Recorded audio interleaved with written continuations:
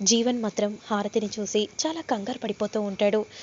నిజమంతా తెలిసిపోతుందా ఏంటి అని అనుకుంటూ చాలా కంగారుగా చూస్తూ ఉండగా, ఇదంతా ఇదంతా కూడా ఒక నాటకం నాన్న, ఇదంతా ఈ జీవనే కావాలని చేశాడు అని విధంగా అంటూ ఉంటే, అప్పుడు వెంటనే అవును,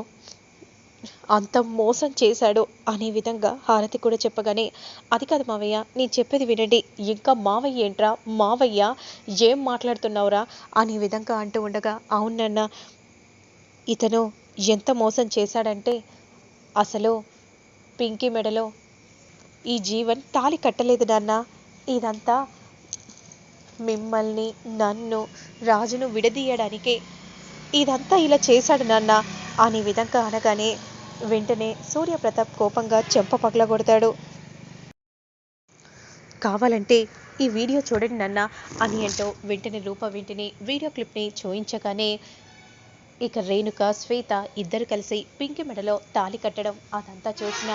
సూర్యప్రతాప్ ఒక్కసారిగా మండి పడిపోతాడు. నీచుడా, నీకేం ద్రోహం చేశామనరా, ఒక ఆడపిల్ల జీవితాన్ని ఇలా అన్యాయం చేయాలనుకుంటున్నావు అనే విధంగా అనగానే, ఆ వీడియో క్లిప్ని చంద్ర చూడగానే, ఇలాంటి వాడిని ఊరికే వదిలిపెట్టకూడదన్నయ్య,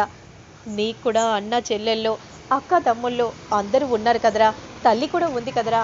ఇలాంటి పాడుపడి చేయాలని నీకెలా అనిపించింది, నువ్వసలు మనిషివేనా అని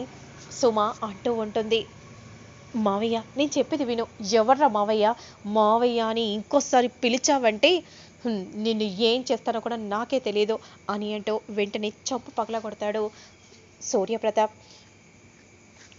అలాగే నాన్న, మీతో ఒక విషయం చెప్పాలి, ఇక ఈ శ్వేత మెడలో కూడా తాళి కట్టింది గోపి కాదు నాన్న, నేనే తాళిని వేశాను నాన్న, ఎందుకంటే నిజానికి నిజం బయటపడాలని నేను ఇలా చేశాను నాన్న అనే విధంగా అంటూ వెంటనే రూప వీడియో క్లిప్ని సూర్యప్రతాప్కి చూయిస్తుంది. అంటే నా మెడలో తాళి రూప వేసిందా నాన్న, శ్వేత మెడలో తాళి కట్టింది నేను నాన్న, గోపి కాదు, దీన్ని పెళ్ళి అని అనరు నాన్న అనే విధంగా అనగానే, వెంటనే జీవన్ శ్వేత ఇద్దరు కూడా ఒకరికొకరు షాకింగ్గా చూసుకుంటూ ఉంటారు. చూసారా మావయ్య, ఎంత మోసం చేశారో, మోసమేంట్రా మోసమేంటి, నువ్వు చేసిన మోసం ముందు వాళ్ళు చేసిన మోసం అసలు మోసమే కాదు అని అంటూ సూర్యప్రతాప్ కోపంగా చెంప పగల కొడతాడు. నీచుడా, అసలు నీకు ఈ పాడు పని ఎలా చేయాలని అనిపించింది, అందుకే రూపారాజు కలిసి ఇలా చేశారు, నీ బండారాన్ని బయట పెట్టడం కోసమే, ఇలాంటి వాడిని వదిలేయకూడదన్నయ్య, వీడిని శిక్షించాలన్నయ్య అనే విధంగా అంటూ ఉండగా, వీడిని మనం కాదు శిక్షించేది, ఇంటి నుండి ఈడ్చుకుంటూ బయటికి పింకీయే గెంటేస్తుంది అనే విధంగా అనగానే, అమ్మ పింకీ వెళ్ళమ్మా, వాడిని బయటికి గెంటే అని సూర్యప్రతాప్ చెప్పగానే, వెంటనే ఇక జీవన్ గల్లా పట్టుకొని బయటికి ఈడ్చుకొని వచ్చి పడేస్తుంది. అన్నయ్య, లే అన్నయ్య, వీళ్ళు ఎంత మోసం చేస్తున్నారు, మనకి ఎంత ద్రోహం చేశారన్నయ్య, వీళ్ళని మనం వదిలిపెట్టకూడదన్నయ్య అని శ్వేత అంటూ ఉంటుంది. మా అన్నయ్యకి ఇంత అవమానం చేస్తారా, మీరు చేసిన అవమానం ముందు మేము చేసిన అవమానం అసలు లెక్కే లేదు అని ఈ విధంగా అనగానే, వెంటనే ఇక శ్వేత జీవన్ని తీసుకొని వెళ్తూ ఉండగా, ఆగు జీవన్ అని రూప అనగానే, ఎందుకమ్మా వెళ్ళే వాడిని ఎందుకు ఆపుతున్నావు, ఎందుకంటే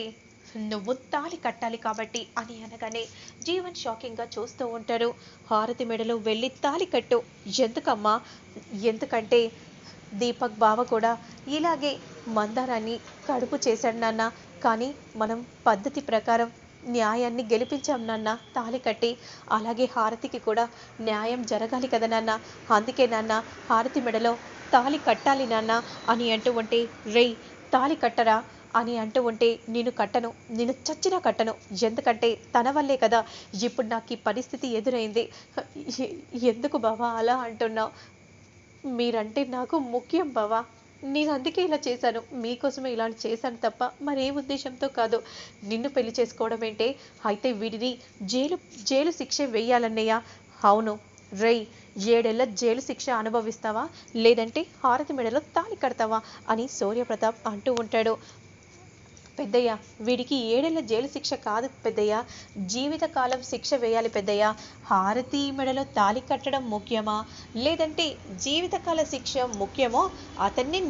నిర్ణయించుకోమందాం పెద్దయ్య అనే విధంగా రాజు అనగానే ఇక ఏం చేయాలో అర్థం కాక రూపమెడలో ఉన్న తాళిని జీవన్ చూస్తూ ఉంటాడు. ఆలస్యం చేయకుండా ఏదో ఒక నిర్ణయం తీసుకొని త్వరగా చెప్పు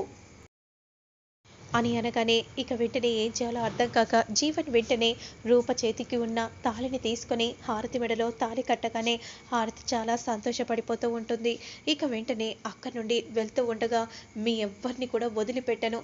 రూప రాజు మీ ఇద్దరిని విడివిడిగా ఉండేలా నేను చేస్తాను,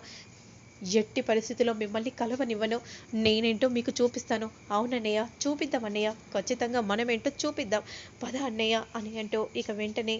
హారతి, జీవన్, శ్వేత ముగ్గురు కలిసి వెళ్ళిపోతూ ఉంటారు. గోపి, చెప్పండి పెద్దయ్య, మీరిద్దరూ ప్రేమించుకున్నారు, కానీ మీ ఇంట్లో కూడా ఒప్పుకోవాలి కాబట్టి ఇప్పుడే పెళ్ళికి అనర్హులు, కాబట్టి నువ్వొక మంచి జాబ్ చేసి ఆ తర్వాత నీకు పింకీనిచ్చే బాధ్యత నాది, సరే పెద్దయ్య అని విధంగా అంటూ గోపి చాలా సంతోషపడిపోతూ ఉంటాడు. ఇక ఇద్దరు అలా చూస్తూ ఉండగా అంతలో సూర్యప్రతాప్కి జీవన్ అన్నంత పని చేస్తాడు. ఇన్నాళ్ళు కూడా రూపరాజు నా వల్ల దూరంగా ఉంది చాలు, ఇక దూరంగా ఉండకూడదు, ఒకటిగా ఉండాలి, నేను ఏదో ఒకటి చేయాలి అనే విధంగా ఆలోచిస్తూ అక్క ఏంటి తమ్ముడో చెప్పు తమ్ముడో, వాడిని అలా ఎలా వదిలేసావేంటి తమ్ముడో, వాడిని ఈడ్చుకుంటూ బయటపడేయమంటావా తమ్ముడో, అక్కర్లేదక్క, వీళ్ళ ముహూర్తం మధ్యలో ఆగింది కదా, వీళ్ళ ముహూర్తం ఈరోజే పెట్టించక్క, నీ చేతులతో ఈ శుభకార్యం జరగాలి అని అనగానే రూపరాజు ఒక్కసారిగా షాకింగ్గా అలానే చూస్తూ ఉండిపోతాడు. సరే తమ్ముడో అని అంటూ అక్క నుండి వెళ్ళిపోగానే ఇక పదండమ్మా మిమ్మల్ని రెడీ చేస్తాము అనే విధంగా అనగానే ఏంటి రాజు ఇలా జరిగింది, అమ్మ నాన్నలను కలపాలి, ఆ తర్వాతే మనం ఈ కార్యం చేసుకోవాలని అనుకున్నాం కదా, ఇప్పుడు నాన్నేంటి ఇలాంటి ట్విస్ట్ ఇచ్చారు, అదే అమ్మాయి గారు, సరే పదండి అమ్మాయి గారు అనే విధంగా అంటూ ఇక వెంటనే అక్కడి నుండి వెళ్తూ ఉంటారు. ఆ చీడ పురుగు ఇంటి నుండి వెళ్ళిపోయింది, ఇక అంతే మంచి జరిగింది, పెద్దయ్య గారు కూడా చివరికి మంచి నిర్ణయం తీసుకున్నారు, ఈ విషయం వెంటనే అమ్మగారికి చెప్తే ఎంతో సంతోషపడతారు అని అంటూ వెంటనే మందారం అక్కడి నుండి విరూపాక్షి ఇంటికి వెళ్తుంది. ఇక విరూపాక్షికి జరిగిందంతా కూడా చెప్పగానే నిజమా మందారం, నిజంగా చాలా సంతోషంగా ఉంది, ఇక పింకీకి న్యాయం జరిగింది, ఆ జీవన్ నిజంగా పింకీ మెడలో తాళి కట్టలేదన్నమాట. అవునమ్మగారు, ఇక వెంటనే హారతి మెడలో తాళి కట్టి హారతి, జీవన్ ఇద్దరు వెళ్ళిపోయారు. ఇంకో శుభవార్త కూడా ఉంది, ఏంటి మందారం అది, ఇద్దరికి కూడా ఆ కార్యాన్ని ఈరోజే చేయించబోతున్నారు పెద్దయ్య గారు అనే విధంగా చెప్పగానే ఇక ఆ మాట విన్న అందరు కూడా చాలా సంతోషపడిపోతూ ఉంటారు. ఇన్నాళ్లకు వాళ్ళ మనసును అర్థం చేసుకున్నాడన్నమాట అనే విధంగా విరూపాక్షి అంటూ చాలా సంతోషపడిపోతూ ఉంటుంది.